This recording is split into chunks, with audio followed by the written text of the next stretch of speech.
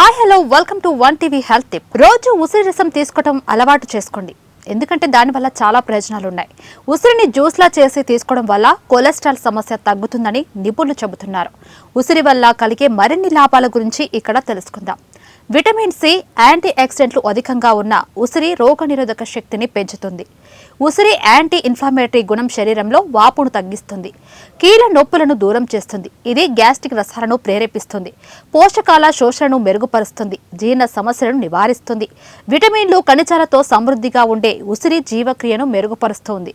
బరువు నిర్వహణకు తోడ్పడుతుంది. ఇది రక్తంలో చక్కెర స్థాయిలను సమతుల్యం చేయడంలో సహాయపడుతుంది.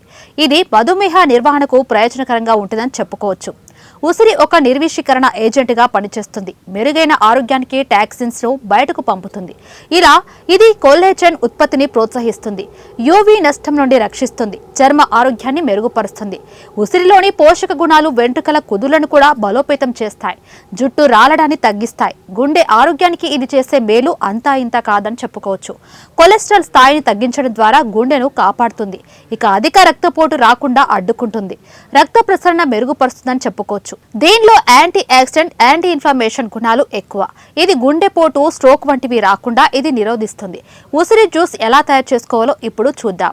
ఉసిరి జ్యూస్ తయారీ కోసం ఉసిరి కాయలను గింజలు లేకుండా ముక్కలుగా కట్ చేయాలి. దీనికి నీటిని కలిపి జ్యూస్ లాగా చేయాలి.